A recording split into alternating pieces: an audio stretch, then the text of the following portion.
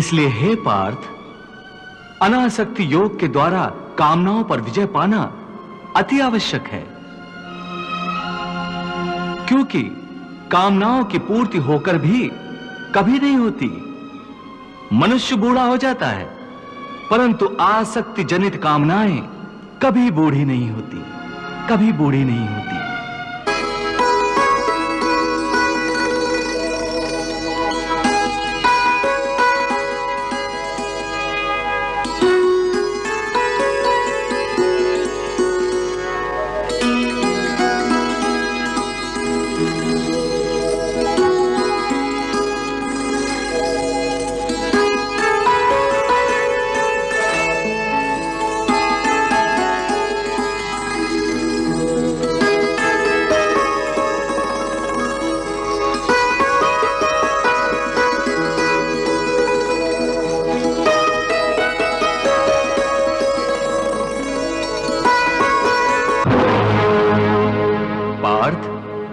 एक कामना अनेक कामनाओं को जन्म देती है।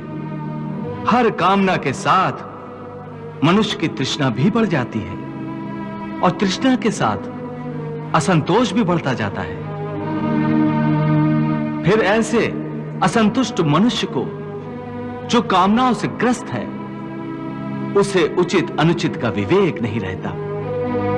पार्थ, इसलिए मैं तुमसे कहता हूं कि तुम अपनी कामनाओं का त्याग करके स्थित प्रज्ञ बनो। स्थित प्रज्ञ जो कर्मयोग की चरम अवस्था है। वाह प्रभु, वाह, क्या सुंदर बात कही आपने। वाह।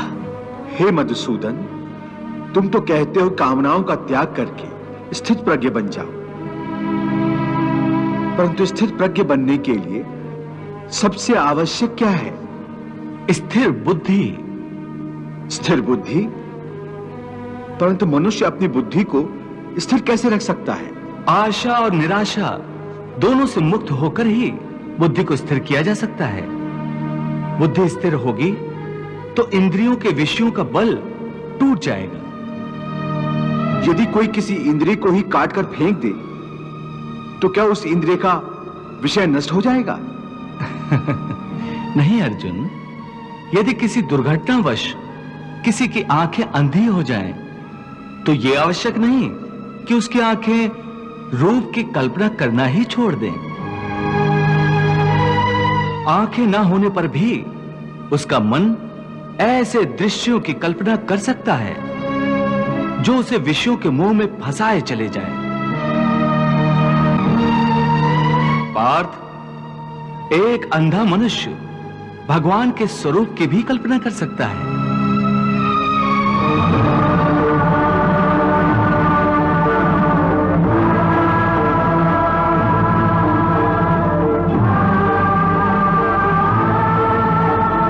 और एक नारी के शरीर की भी कल्पना कर सकता है।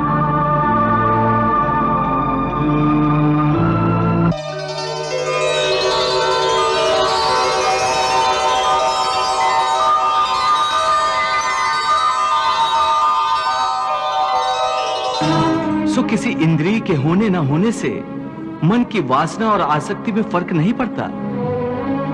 हे अर्जुन, तुम यूं समझो कि जैसे कोई मनुष्य आंखें बंद करके यह प्रदर्शन कर रहा है कि वो भगवान का ध्यान लगाए बैठा है, परंतु वास्तव में उसके मन की आंखों में भगवान की मूरत नहीं, अपनी प्रेमिका का शरीर घूम रहा है।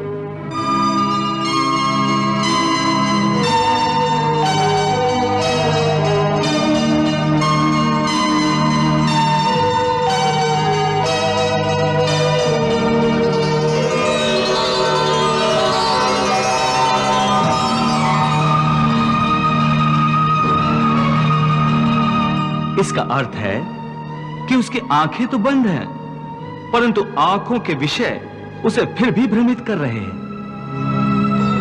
हे अर्जुन, कई लोग अपनी इंद्रियों पर बड़ी कठोरता से निग्रह करने के लिए बड़े कठिन व्रत और उपवास रखते हैं।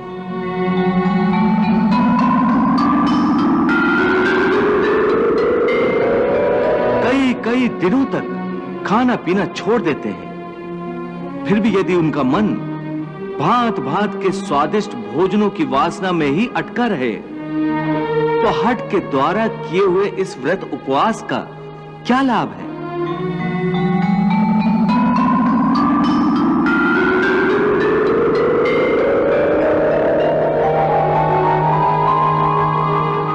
ऐसे लोग हठ के द्वारा अपनी इंद्रियों को सुखाकर निर्बल तो कर देते हैं, परंतु इससे विषयों की आसक्ति का त्याग नहीं हो सकता। याद रखो, विषयों से अधिक खतरनाक है विषयों की आसक्ति, और विषयों की आसक्ति का त्याग केवल इंद्रियों के निग्रह से नहीं हो सकता। आसक्ति का त्याग केवल मन के निग्रह से होता है। जब मन निरासक्त हो जाए तो इंद्रियां अपने अपने विषयों को भोगती हुई भी इन विषयों से निरासक्त रहती हैं। जैसे कमल का फूल पानी के अंदर रहते हुए भी सूखा ही रहता है, जल की एक बूंद भी उसके पत्ते पर नहीं ठहर सकती। इसलिए मैंने कहा है कि पहले ज्ञान के द्वारा बुद्धि को स्थिर करो। बुद्धि मन को स्थिरता देगी, फिर मन इंद्रियों को इस प्रकार विषयों से खींच लेगा जिस प्रकार एक कछुआ खतरे की जरा सी आहट पाते ही अपने अंगों को अपने भीतर ही समेट लेता है। हे पार्थ, यदा संघर्ते चायम कूर्मो अंगानीव सर्वशः इंद्रियाणि इंद्रियार्थेभ्यस् तस्य प्रज्ञा प्रतिष्ठिता।